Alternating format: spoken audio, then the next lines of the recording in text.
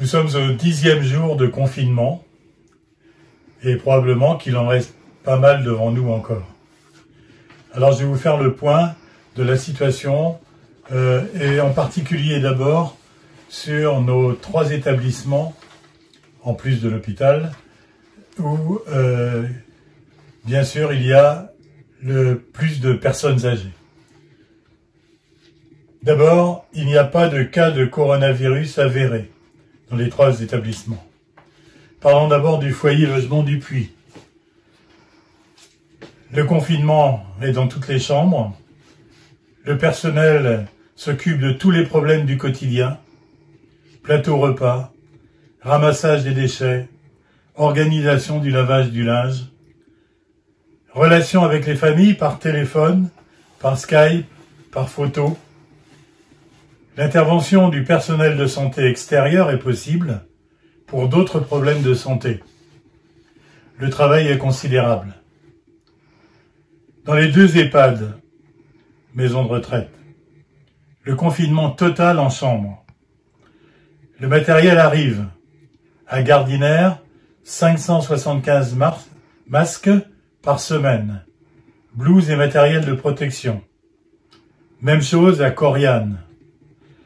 Le personnel est sur le pont en permanence et il y a peu d'absentéisme pour l'instant. Le travail est considérable, par exemple la répétition du nettoyage et de la désinfection de toutes les surfaces potentiellement dangereuses. Dans les 3 cas, il faut maintenir un esprit positif, aussi bien auprès des résidents que parmi le personnel. C'est primordial. Encourager les initiatives créatrices. Par exemple, le directeur de Gardiner lance l'idée au personnel « Revue de talent ». Que savez-vous faire en dehors de votre métier? Et qui peut servir au collectif? Une bonne chose est la proximité entre le foyer logement et l'hôpital. À cet endroit, des médecins sont prêts à intervenir.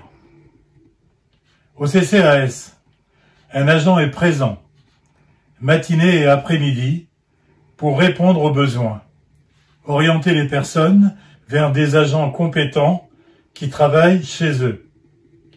En effet, le confinement ne met pas un arrêt aux difficultés sociales de toutes sortes, bien au contraire. Les services de la ville et de la communauté de communes fonctionnent directement ou en télétravail, comme je vous l'ai déjà dit. Le Premier ministre, lundi soir, a annoncé la fermeture des marchés. Il y avait une ambiguïté sur marché ouvert et marché couvert. Le texte paru hier était clair.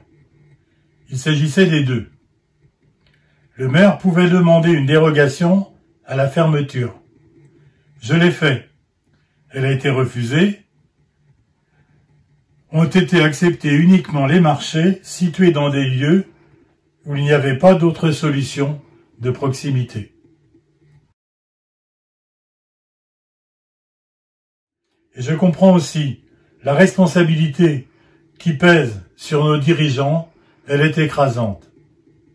À cette occasion, je dois féliciter les commerçants pour la solidarité qu'ils ont montrée dans la gestion des conséquences, en particulier celle des stocks, aidés par l'Union des commerçants et son secrétariat. Bravo, ce n'était pas évident. Le confinement est plus que jamais nécessaire. Nous vivons ici, pour l'instant, l'illusion sans doute que l'épidémie pourrait passer à côté. Pourtant, nous voyons tourner en boucle sur les chaînes de télévision des images terribles.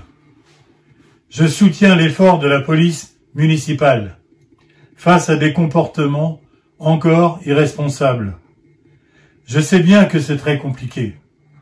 Je vois passer les réflexions parfois agressives concernant en particulier les enfants.